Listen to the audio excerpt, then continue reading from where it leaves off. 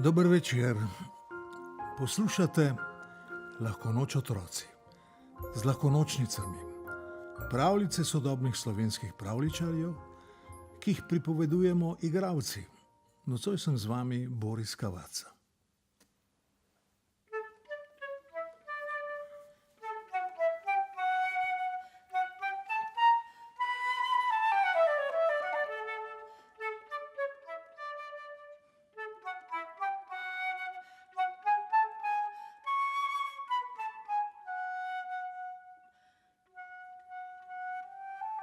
Bilo je sončno sobotno jutro. Naselje se je šele prebujalo, ko se je čez travnik razlegel strašen vik in krik. Uf, sem zalajal. Kaj pa se dogaja? Stekel sem mimo dreves in obstal v poti, ki vodi k trgovini. Tam so vrana Olga, golob Stanko in sraka Karmen na ves glas vreščali: "Stran, takoj stran, ne moreš biti tu!" Le vrabec Pavel je z varne razdalje tiho ponavljal: "Pustite jo, dajte ji mir." Ampak vrabca niso slišali in tudi če bi ga slišali, ga ne bi upoštevali. Malega vrabčka že ne.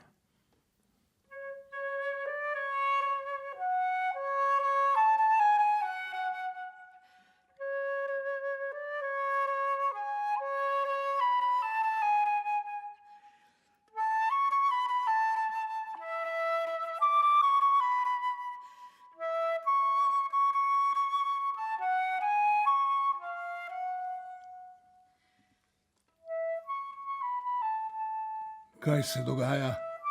Sem vprašal, ko sem prišel bližje. "Samo poglej," se je jezil golob Stanko. "Od nekod se je pritepla pisana ptičica. Sedla je na naš grm in samo čaka, da začne jesti našo hrano. Našo hrano, našo hrano," sta ponovili vrana Olga in sraka Karmen. "Rekel bi, da je ptica utrujena in lačna," sem nagnil glavo. "Po moje vam noče nič slabega."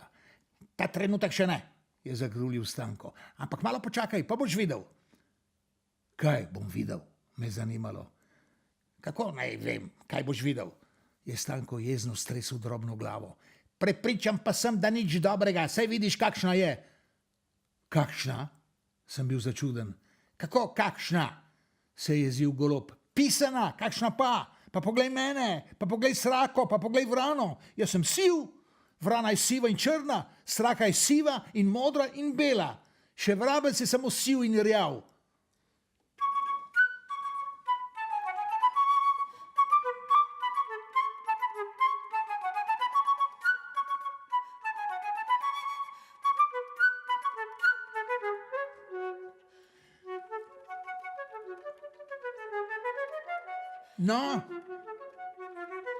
No kaj?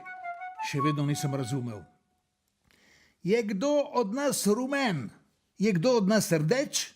Je kdo od nas zelen? Nihče," je golob od besa kar poskakoval.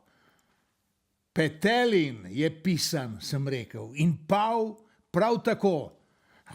Ja, je golob Stanko stresel glavo. "Ali mogoče vidiš tukaj kakšnega petelina ali pava? Jaz ga ne. Sploh ne vem, zakaj s teboj izgubljam čas. Psi tako in tako vse verjamete. Če ti rečem, da je za naše ptice normalno, da so rumene, rdeče in zelene, boš verjel ali ne?" se je posmehoval. "Psi ste bolj kratke pameti. Še sreča, da imate nas.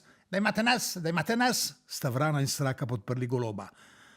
Verjetno bi se golob Stanko še jezil, stresal glavo in poskakoval, če se ne bi v tistem oglasila pisana ptica.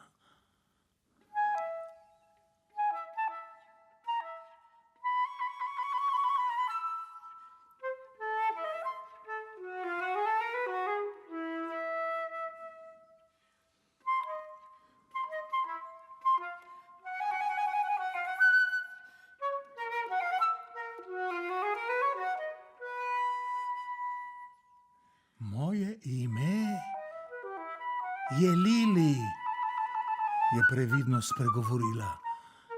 "Izgubila sem se. Utrujena sem in košček skorje bi se mi prilegel. Kaj smo ti rekli, a? Me je Stanko čitajoče pogledal. Vsega imate dovolj, sem se razjezil. Dajte ji malo. Takrat je k pisani ptici skočil vrabec Pavel in pred njo s kljunom potisnil košček skorje. Papiga Lili je počasi kljuvala kruh, s strahom je pogledovala proti golobu, sraki in vrani. Ko se je najedla, se je stresla, previdno stopila k luži in naredila nekaj požirkov vode. Golob Stanko je zavil z očmi. A se ne morem verjeti? Potem pa se je papiga vzravnala in veselo rekla: sem že bolje. Povrnile so se mi moči in vrnil se mi je glas.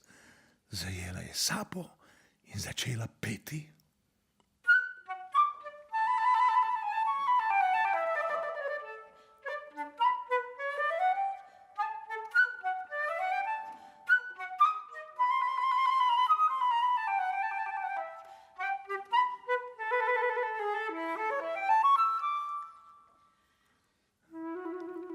Vrana Olga, golob Stanko in sraka Karmen so jo gledali z odprtimi kljuni. Ljudje, ki so hodili mimo, so se ustavljali in prisluhnili petju. Kako čudovito, kako lepo so lomili kruh, ki so ga nosili domov in ga metali v travo. Nekdo je vrgel celo pest orehovih jedrc. Ko se je petje nazadnje poleglo, se je Lili obrnila k nam. Vse to je za vas, ker ste bili prijazni, mi pomagali. Še malo vode spijem in grem. Je spustila glavo k luži in naredila požirek. Potem je zamahnila s perutmi in odletela. Vidite, sem s pogledom ošinil pernate prijatelje. Vi pa niste hoteli pomagati, ker ste se bali, da boste imeli manj. Vuf!